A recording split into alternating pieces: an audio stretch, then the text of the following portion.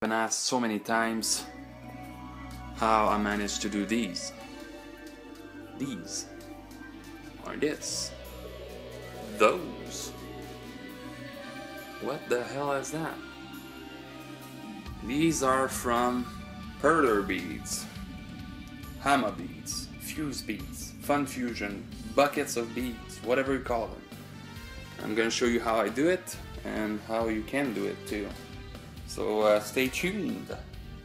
This is where I keep all my stuff, all my beads. I'm gonna give you a small look at it. I got about 34 colors. They are not all there, but there's about 36 or something like that colors in the perler palette.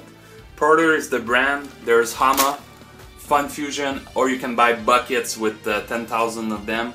But keep in mind, I prefer to have 1,000 of each color. They come at various prices depending where you get them. I got them for at Boxing Day, so they were like $1 something for 1,000. So I bought a shit box of them. So anyways, it's not cheap, guys. People think, oh, it's a cheap hobby and everything. Yeah, but if you want to have good shadings and good colors, you need at least to invest a good 100 or 120 about to have a lot of beads and never run out in between projects. And you need to refill them once in a while. So like the whites and the blacks, this time I've planned it up front. I got about 10,000 whites and blacks. Some are in the box and everything. And you need to invest in peg boards. These are where you put your drawings and your patterns and stuff. It's not drawings, it's patterns, but anyways. And they all interconnect with each other. So that means if you have a big sprite, you can do it. And you need at least 6 of them for common projects. So let's go on to the computer side. And I'm gonna show you how you turn out to do a cool pattern. So we're back on the PC. You're gonna download GIMP, which is like a free Photoshop, aka photo designing thing program. You open your sprite that you downloaded on the internet. You can Google Mario Bros. Sprite. And then what you're gonna do, you're gonna check on the sprite sheet, the one you want, and you cut it and you save it. You just want one image, you don't want the entire sheet. And you open it up, and technically it's supposed to open. And since it's a continuous video, it's not happening. Okay, it's there. So you're gonna hit the plus to zoom, and here I'm gonna give you a tip. With Mario, it's perfect because it's a small sprite, and when you zoom it, it makes sense. So you see all the shading. This color is not the same as this one and this one. So let's say you're cheap and you bought like just red, it's gonna be dull. And this one has a lot of color patterns and stuff. There's a blue, a lighter blue, and this is what I have here. I have all these colors, so that's why I did a good Mario. I'm gonna show you the finished product afterwards. Remember this picture, and you're gonna see what I did. And the way out you want to see it is that each square here, it's a bead. So without a grid, you can do it. But I'm gonna show you the easiest way for big sprites. It's gonna come handy. So you go in image, view. You click show grid. Oh, now you have a big grid. Oh. Then you go in image, configure grid. You can select even what the color you want. Like I often put red because you can see it better. And then with the width and height, you put it to 1. Click OK. Now we got Mario, and you can see each individual beads are shown. It's pretty easy to follow the pattern. It's easy. Then you can see that this corresponds to a peg on the pegboard, so you just need to use your imagination to just copy this. It's easy. What I normally do as a tip, I start out with the edges, and I start with the black, and your best friend is gonna be a tweezer. I don't have it on me, but tweezers are pretty cool. I keep a handful of beads and just put them with tweezers on my pegboard.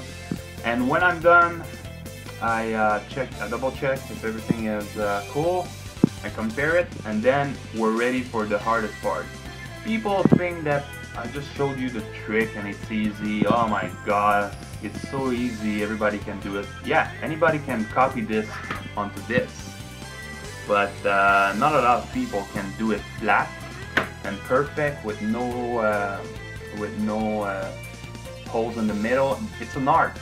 When you're done, it's an art to make it look good, because you still need to iron it with steam iron without the steam function, by the way.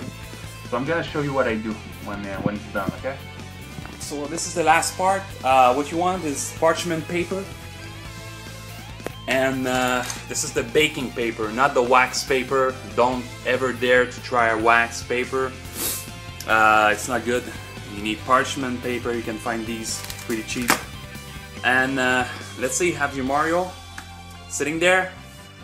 Put it on a surface that can take a lot of heat, by the way. You don't want to ruin your table and everything. Then the last step is to preheat your iron. I use a Tefal Ultra Glide, which is a pretty darn cheap iron. And I put it to cotton setting, which is the highest setting, I think. Just before the highest setting, I kind of turned it a little bit down, and I preheat it.